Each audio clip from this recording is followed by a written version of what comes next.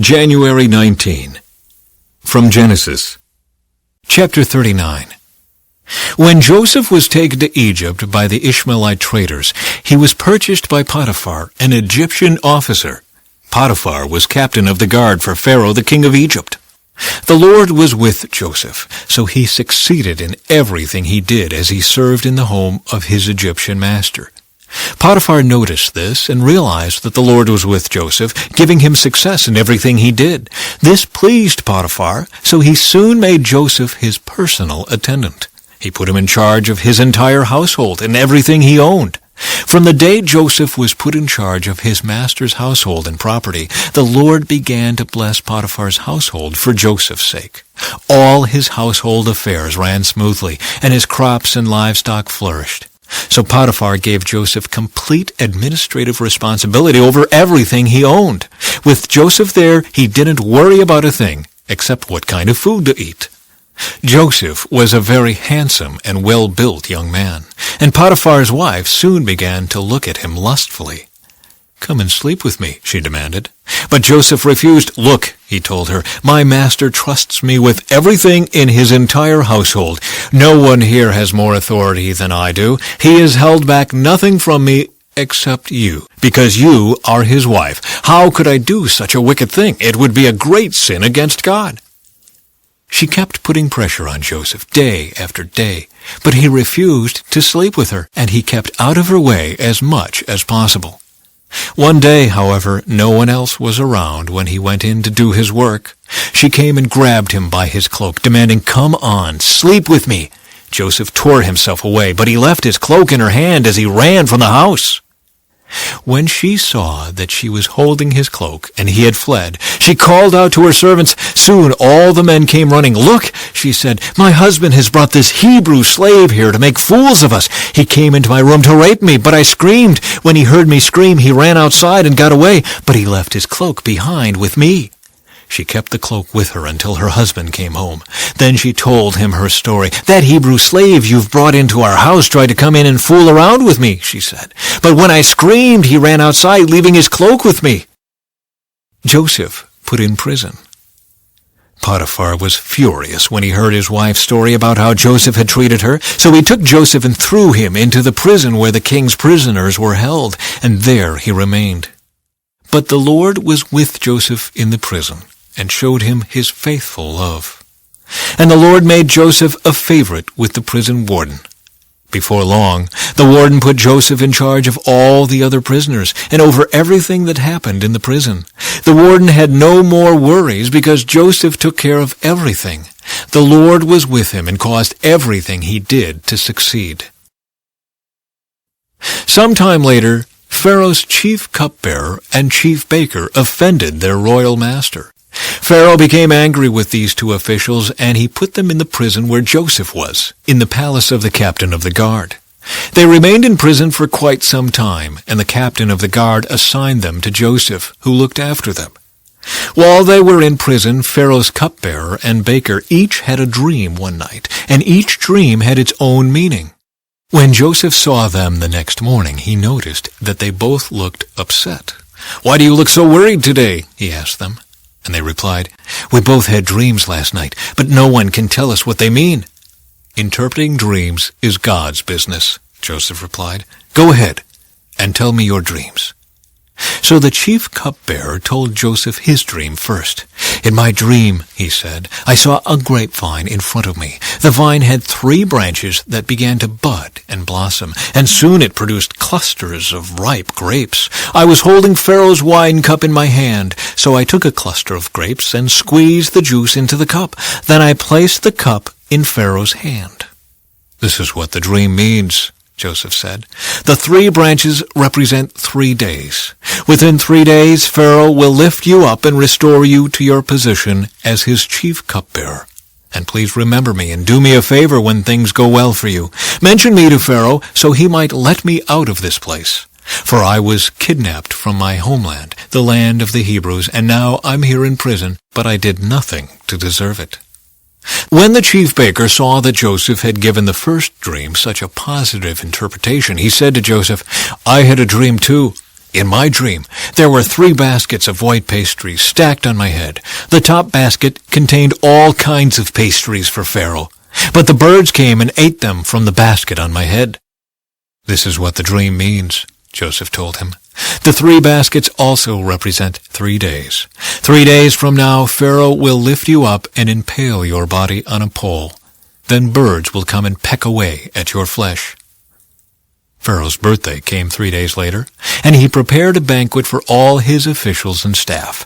He summoned his chief cupbearer and chief baker to join the other officials.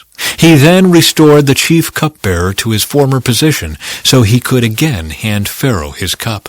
But Pharaoh impaled the chief baker just as Joseph had predicted when he interpreted his dream. Pharaoh's chief cupbearer, however, forgot all about Joseph, never giving him another thought. 2 full years later, Pharaoh dreamed that he was standing on the bank of the Nile River.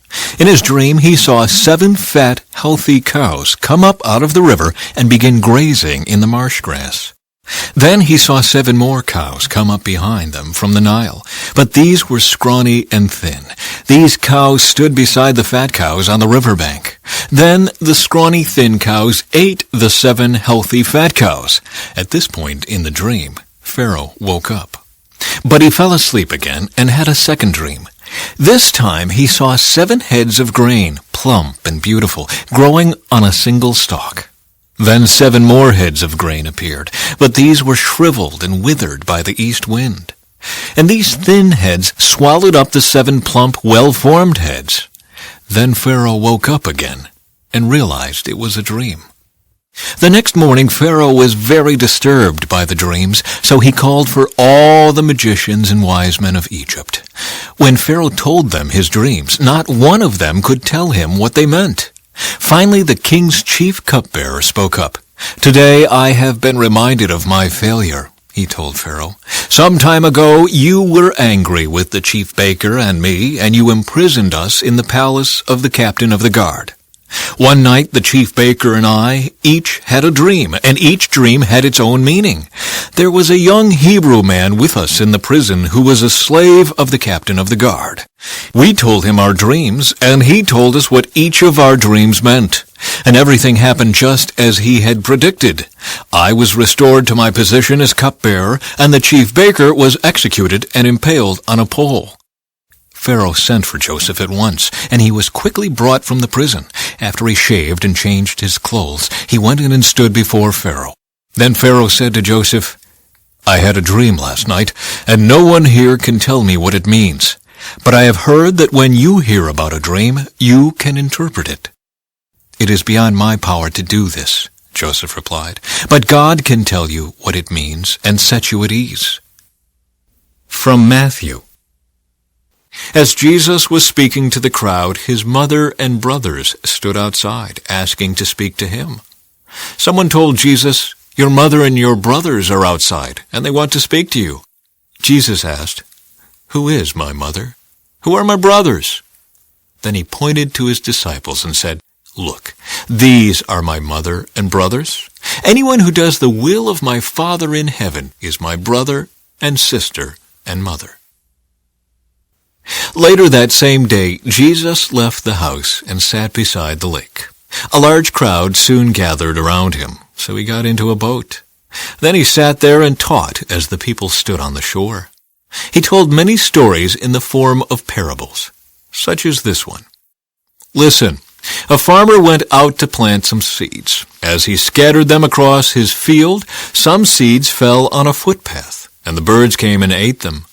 Other seeds fell on shallow soil with underlying rock. The seeds sprouted quickly because the soil was shallow, but the plants soon wilted under the hot sun, and since they didn't have deep roots, they died.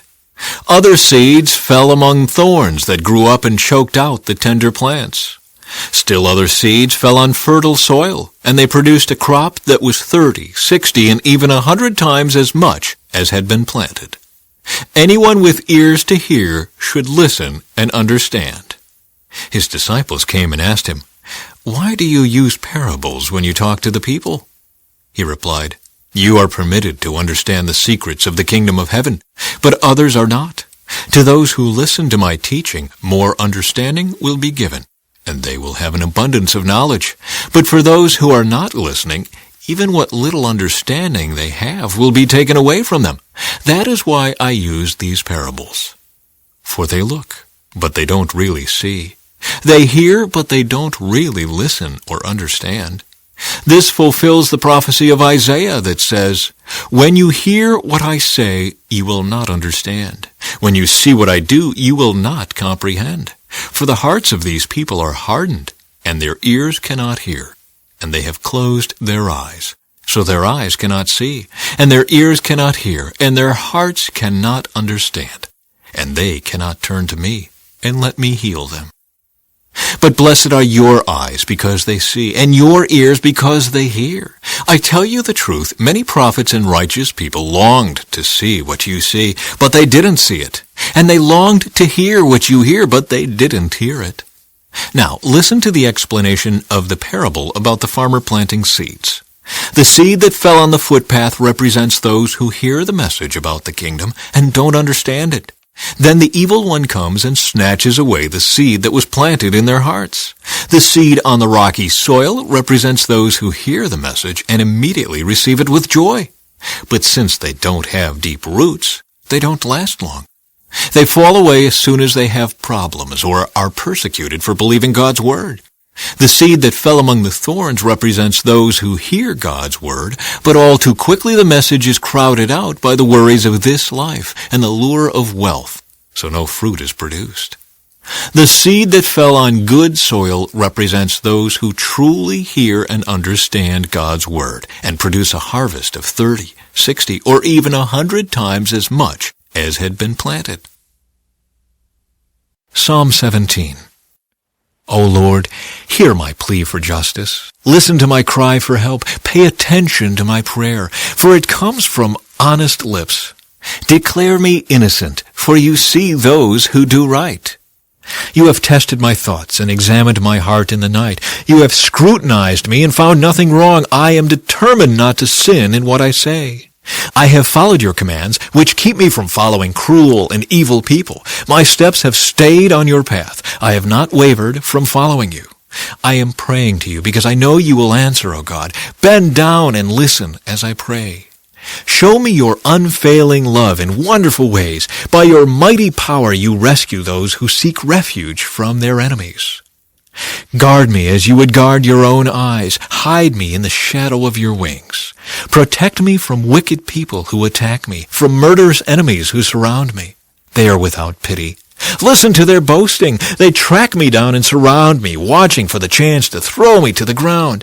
They are like hungry lions, eager to tear me apart, like young lions hiding in ambush. Arise, O Lord, stand against them and bring them to their knees. Rescue me from the wicked with your sword. By the power of your hand, O Lord, destroy those who look to this world for their reward, but satisfy the hunger of your treasured ones.